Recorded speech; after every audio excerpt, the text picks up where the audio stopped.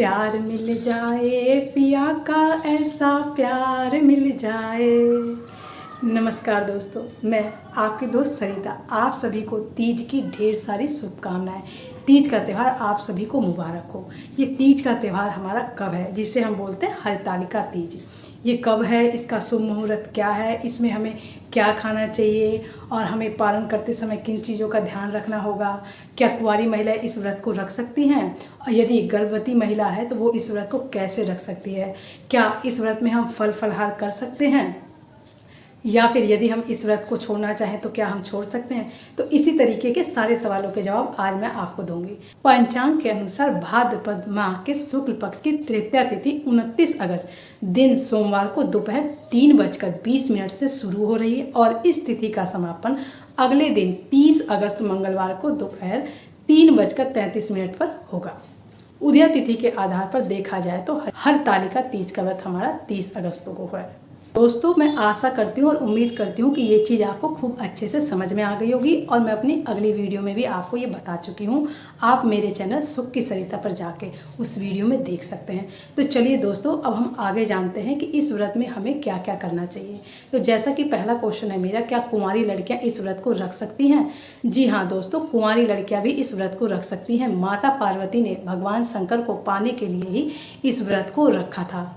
तो आप लोग भी अच्छे घर वर की प्राप्ति के लिए इस व्रत को रख सकते हैं। ये व्रत हरतालिका तीज जो होती है, ये महिलाएं अपने सुहाग की सलामती के लिए रखती हैं। ये व्रत हमारा निर्जला व्रत होता है, इसमें दिन में कुछ भी खाया पिया नहीं जाता है।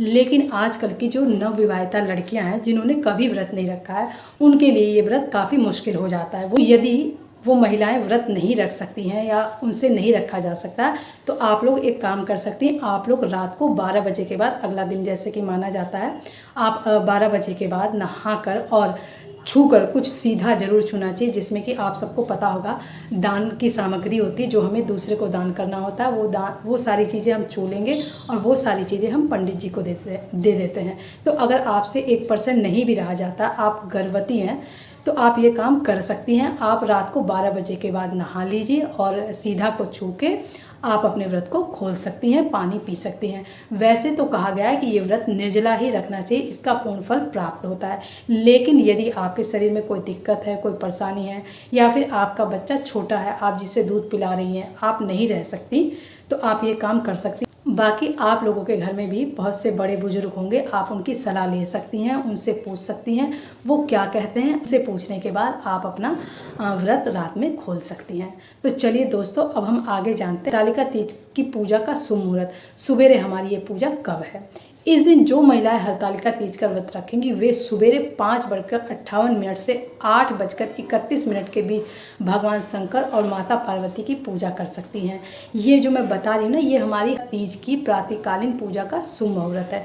तो इस समय जब आप पूजा का संकल्प लेती ना और सुबेरे नहा धोकर जो आप पूजा करती हैं, ये उसका मुहूर्त है। तो आप जो भी काम करिए एक मुहूर्त में करिए। लोग ऐसे होते हैं जिनके घर में जन्म या मृत्यु का सूतक लग जाता है, तो उस समय में हमें क्या करना चाहिए। तो यदि हमारे घर में जन्म का या मृत्यु का सूतक लग जाता है, तो उस समय हमें क्या करना होगा। हमारा तीज का व्रत पड़ गया और हम व्रत को छोड़ भी नहीं सकते, तो ऐसे में हम क्या कर सकते हैं। ऐसे में आप लोग व्रत तो रखिए, लेकिन आप पूजा खुद मत करिए, पूजा किसी दूसरे से करा लीजिए। आपके घर में यदि कोई कन्या हो तो आप पूजा करवा सकती हैं, क्योंकि इस समय व्रत को रखना उचित नहीं होता है। तो ये चीज़ भी आपकी क्लियर हो गई। जन्म और मृत्यु के सूतक के समय भी आपको इस व्रत की पूजा नहीं करनी है। ये व्रत हमारा पति की लंबी आयु के लिए होता है। तो हम सब महिलाएं अपने पति की लंबी आयु के लिए व्रत रखती हैं। तो आप इन चीज़ों का जरूर ध्यान रखें। उस दिन भूल कर भी आप लोग अपने पति से बिल्कुल भी लड़ाई ना करें, किसी भी बात की बहस ना करें, क्योंकि छोटी सी बहस जो होती है ना, वो हमारे दिल में कहीं ना कहीं दरार डाल देती है। और त्यौहार के दिन तो बिल्कुल भी नहीं करनी चाहिए। तो इसके लिए हमें क्या करना चाहिए, इसके लिए आप एक दिन पहले से ही आप दोनों मिलकर तय कर सकते हैं कि मेरा उस दिन व्रत है और हम लोग बिल्कुल भी लड़ाई झगड़ा नहीं करेंगे। क्योंकि कोई भी व्रत यदि हम रखते हैं और हम वो दिल से रखेंगे, तभी वो व्रत हमारे लिए सफल माना जाता है। अगर हम उसमें लड़ाई कर लेते हैं या कुछ भी बोल देते हैं, तो ये कोई अच्छी बात नहीं होती है। तो ये सारी बातें ज़्यादा ज़रूरी हैं। व्रत रखते समय हमारा मन बिल्कुल साफ होना चाहिए। और क्या है, और ये आप इस बात का ध्यान रखिए कि आप इस दिन किसी को भी अपशब्द ना बोलें, ना किसी की बुराई करें और ना किसी की बुराई सुननी है। व्रत का मतलब यही होता है कि अपने आंतरिक रूप से, मानसिक रूप से और शारीरिक रूप रूप से हमें उस दिन बिल्कुल शांत रहना है और चुप रहना है। उस दिन हमें ध्यान रखना है कि हमें नाखून भी नहीं काटने हैं और किसी भी मतलब आप अपने हस्बैंड को भी बोल दीजिए कि इस दिन दाढ़ी ना बनाएं। लेकिन एक चीज़ का और ध्यान रखिए, मसूर की दाल खा के ना तो आपको व्रत रखना है और ना ही पारण के समय आपको मसूर की दाल खानी है। और लहसुन प्याज भी एक दिन पहले से ही आपको छोड़ देना और एक दिन के बाद भी लहसुन प्याज जब आप पारण करते हैं तो पारण के समय भी आपको लहसुन प्याज नहीं खाना होता है। और भगवान को जो हम शंकर भगवान को जो हम बेलपत्र चढ़ाते हैं, ये ध्यान रखिए हमें उस दिन बेलपत्र नहीं तोड़ना चाहिए। हमें तुलसी मैया की पूजा करनी है, लेकिन भगवान शंकर को हम तुलसी नहीं चढ़ाते। ये कुछ ज़रूरी बातें आप पूजा करते समय इन बातों का ध्यान रखिएगा। शाम की जो पूजा होती है वो हमें प्रदोष काल में ही करनी चाहिए, तो ध्यान रखिएगा हमारा व्रत कब है, प्रदोष काल कब है, कब हमारा व्रत शुरू हो रहा है, कब उसकी समाप्ति हो रही है। ये सारी चीज़ें मैं आपको इधर स्क्रीन पे डाल दूँगी, आप इधर स्क्रीन पर देख लो। वीडियो के लास्ट में भी आप जाकर चाहें तो इसको देख सकते हैं। तीज का काफ़ी महत्व है, तो चलिए दोस्तों मैं आपको आगे बताती हूँ। इस दिन भगवान शिव और पार्वती की पूजा अर्चना से अखंड सौभाग्य की प्राप्ति होती है। व्रत रखने से कुंवारी कन्याओं को मनचाहा वर मिलता है। ऐसा कहा जाता है कि हरतालिका तीज के दिन भगवान शिव और पार्वती का पुनर्मिलन हुआ था। पार्वती ने शिव को पति के रूप में पाने के लिए कठोर तपस्या की थी। ये देखकर भोले भंडारी ने उन्हें दर्शन दिए और पार्वती को पत्नी के रूप में स्वीकार किया। बस तभी से हरतालिका तीज का व्रत रखने की परंपरा चली आ रही है। तो आप भी यदि अपने पति को खुश रखना चाहते हैं और आप चाहते हैं कि आपके पति की लंबी उम्र हो, तो आप कोशिश करें कि इस दिन ना खाएं। देखिए ये व्रत आसान तो नहीं होता है, जिन्होंने नहीं रखा है उनके लिए बहुत मुश्किल है, लेकिन यदि आप अपने मन में ठान लेती हैं कि हमें ये व्रत रखना है, तो यदि हमने मन में ठान लिया तो हमारे लिए कोई भी व्रत बिल्कुल भी मुश्किल नहीं है। इस चीज़ को आप अपने जीवन में आजमा के देखिएगा। बार बार मत कहिएगा कि हम ये व्रत नहीं रख सकते, अब कैसे होगा, अब क्या होगा। सब लोग व्रत रख रहे हैं, सब लोग उसी तरीके से रखेंगे जैसे कि आप रखेंगे, लेकिन आप अगर बार बार बोलेंगे कैसे होगा क्या होगा, तो ये व्रत आपके लिए बहुत ज़्यादा मुश्किल हो जाएगा। आपको ये बोलना है कि ये व्रत हम आसानी से रख लेंगे और माता पार्वती और भगवान शंकर से प्रार्थना करिए कि इस व्रत को हम अच्छे से निपटा पाएँ, तो आप देखिएगा कि व्रत आप बहुत अच्छे से कर पाएंगे। ये व्रत सब लोग अलग अलग तरीके से करते हैं, सब लोगों के घर की परंपराएं अलग अलग हैं। तो चलिए मैं आपको बता देती हूँ इसकी पूजन विधि क्या है, साधारण तरीके से हम लोग कैसे कर सकते हैं। तो इसकी पूजन विधि के बारे में जानते हैं। हरतालिका तीज पर सूर्योदय के बाद प्रदोष काल में पूजा करना शुभ माना जाता है। इस दिन भगवान शिव, माता पार्वती, गणेश जी की, आपसे हो सके तो रेत की, बालू की या फिर मिट्टी की प्रतिमा बनाकर उनकी पूजा जरूर करें। जरूरी नहीं है कि हम भगवान शंकर को और माता पार्वती को या उनके परिवारजन को पूरा आकार ही देंगे। आपसे जो पॉसिबल हो पाए, वो मिट्टी होती है ना, आप मिट्टी का ऐसे थोड़ा थोड़ा सा बना दीजिए और उसमें थोड़ी सी आँख और ऐसे सीख से बना देंगे ना, तो भी वो हमारी चीज़ें पूरी हो जाएंगी। तो उनकी हमें पूजा करनी है। आप सभी को पता ही, जल अभिषेक कर देते हैं भगवान जी का। उसके बाद हमें क्या करना है, प्रतिमा बनाएं, पूजा स्थान पर फूल से खूब अच्छे से सजा दीजिए। एक चौकी रखें, उस पर लाल कपड़ा रखें और अगर आपको कहीं से केले के पत्ते मिल जाते हैं तो केले के पत्ते रखें, बिछाएं और भगवान शिव और माता पार्वती, गणेश की प्रतिमा को या उनकी फ़ोटो को उन केले के पत्ते पे आप आराम से स्थापित कर सकती हैं।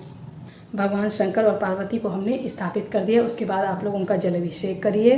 आप पंचामृत से भी कर सकते हैं, केवल पानी में गंगा जल मिलाकर भी उनको अच्छे तरीके से स्नान कराइए और माता पार्वती को भी कराइए, परिवारजन को कराइए। माता पार्वती को 16 श्रृंगार चढ़ाइए। ये सारी चीज़ें करने के बाद आप अच्छे तरीके से उनकी पूजा आरती कर लीजिए, धूप अगरबत्ती कर लीजिए और दिया वगैरह जला दीजिएगा। इस तरीके से जो आपकी पूजा संपन्न हो जाएगी। भगवान शिव को धोती चढ़ा सकते हैं, अंगूछा चढ़ा सकते हैं, जो जनेऊ होता है ना वो भी भगवान शंकर को आप जरूर चाहिए। आखिरी में ये सब चीज़ें आपको क्या करना है, ये सब चीज़ें आप अपने ब्राह्मण को दान दे दीजिए। दान देना बहुत ज़रूरी होता है और उस दान में दक्षिणा जरूर दीजिएगा, क्योंकि दक्षिणा जो होती है, जो पैसे होते हैं, वो माँ लक्ष्मी का रूप होता है। आप दूसरे को जो चीज़ देंगे जीवन में वो चीज़ आपको ज़रूर मिलेगी। और अगले दिन सवेरे हम उठ के पूजा कर लेंगे और माता रानी को फिर से हम सिंदूर चढ़ाएंगे और वो सिंदूर अपनी मांग में लगाने के बाद हम जो मीठा बनाते हैं, जो लोग भी जो कुछ भी बनाते हैं, वो लोग भगवान को जरूर, वो सारी चीज़ें भगवान को जरूर चढ़ाइएगा और उस घर को, माता पार्वती को उसका भोग लगाइएगा। उसके बाद आप उसी से अपना व्रत खोलें।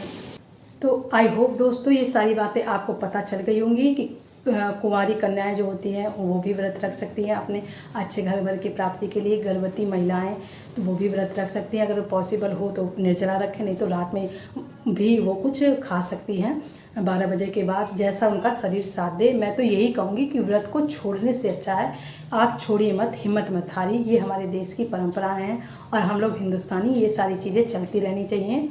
और चाहे थोड़ा सा ही फल लेकर आप व्रत रखिए, आप अपने मन में श्रद्धा रखिए, तो आपके पति का प्रेम भी तो आपको मिलेगा। कहीं ना कहीं पति भी तो सोचते हैं कि इन्होंने हमारे लिए व्रत रखा है। ये सब बातें हमारे जीवन में मायने बहुत रखती हैं। यदि ऐसा ना होता तो माता पार्वती इस व्रत को रख के शंकर जी को कैसे प्राप्त कर पाती। तो दोस्तों, आप भी अपने शंकर जी को प्राप्त करिए। और दोस्तों, आपको ये वीडियो मेरी पसंद आई हो तो मेरे चैनल सुख की सरिता को लाइक करिए, शेयर करिए और सब्सक्राइब करिए मेरे चैनल को। ये वीडियो दूसरे के भी काम आनी चाहिए और बेल आइकन को भी प्रेस कर दीजिए। अब मैं मिलूँगी आपसे अगली वीडियो में। तब तक के लिए धन्यवाद दोस्तों।